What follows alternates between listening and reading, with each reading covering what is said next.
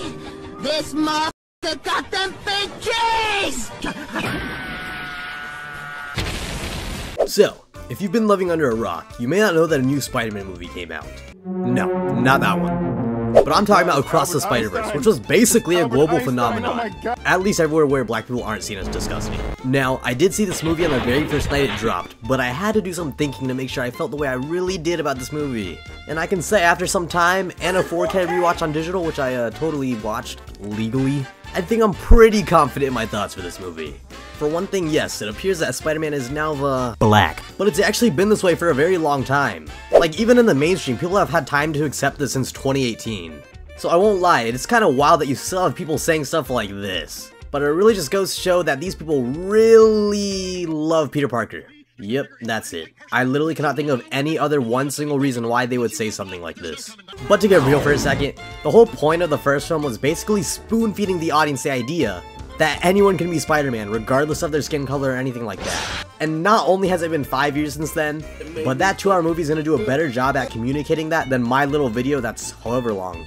And I really just refuse to dumb my commentary down to explain things to a bunch of racists, so instead of dwelling on this, let's talk about the actual plot and characters.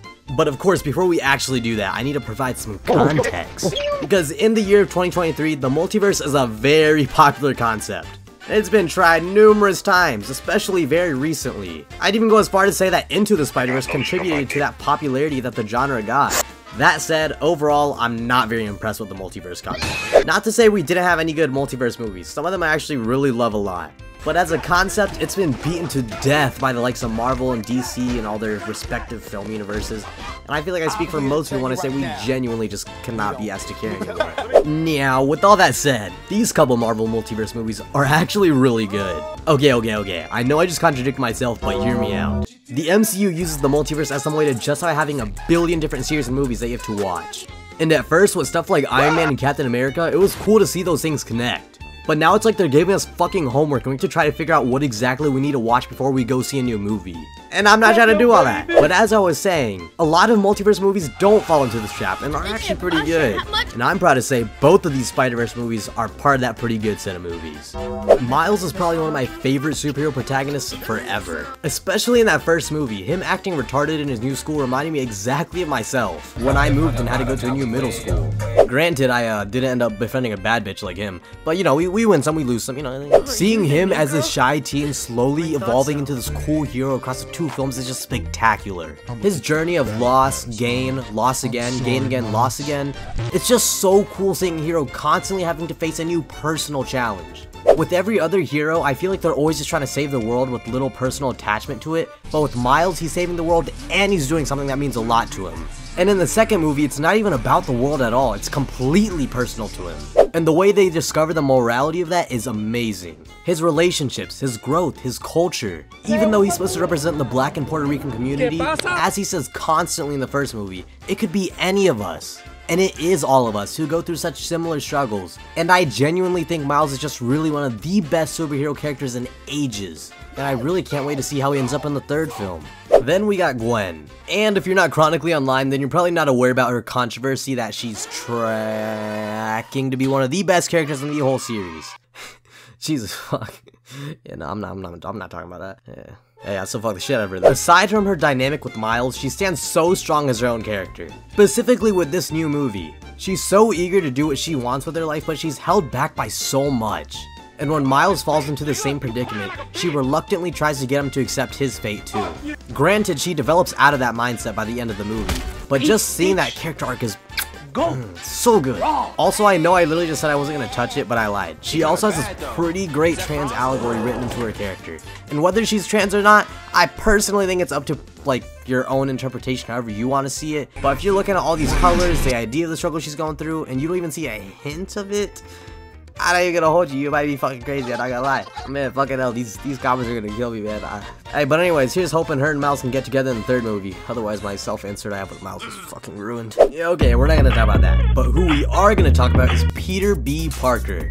God, I cannot stress enough how well they covered Peter Parker, and then his way older variant in this series of movies. The younger Peter Parker genuinely felt exactly like the one we already know and love. but then, you know, you got sniped by Green Goblin. My first watch through of these movies, I was kind of worried because I knew that this old fuck was in it, but I didn't think he was going to be able to capture that energy of the guy that they already wrote. And they didn't at first, but that was kind of what they were going for. He is old, and because of that, he's been through a lot more, and life has kind of weighed on him.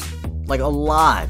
But through his relationship with Miles, we start to see him rediscover the joy in not only his life, but the duty of being Spider-Man. And soon enough, he is that Peter we know and love, and granted a bit more mature, and then with the baby.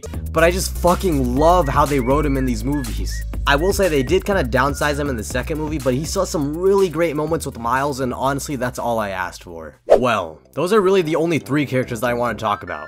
But I know there's some that you guys would kill me if I didn't talk about them. So let's just speedrun all these fucks real quick. I actually think he's pretty funny. They could have never done the comics justice in a PG movie anyways.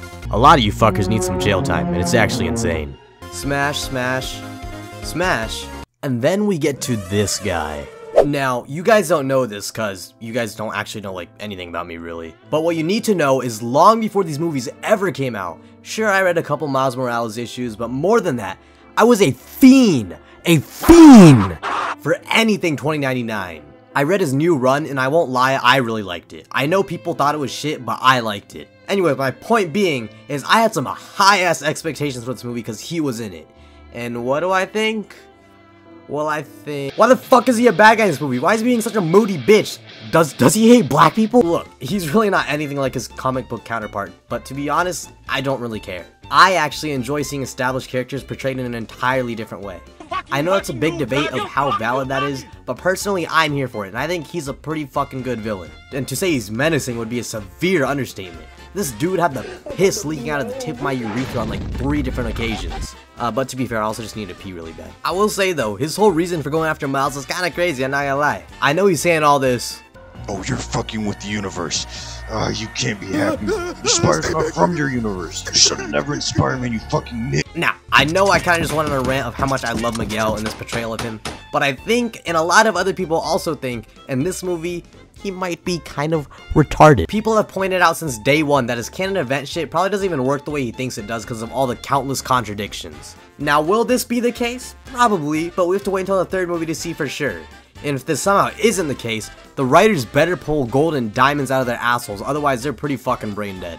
It's actually kind of crazy how Miguel lost his kid and was like, yeah, this means none of us can be happy anymore. And then everyone else kind of just like agreed with him. Even crazier that Peter B is going with him while shoving his own child in Miguel's face. I can't even lie, Miguel's a way stronger man than me, because I'm Miguel and I see Peter bring that baby within 5 feet of me.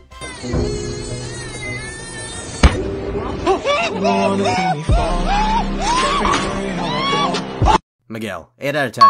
I like him. Now, we're kind of getting to that point in the video where it's about time to wrap things up.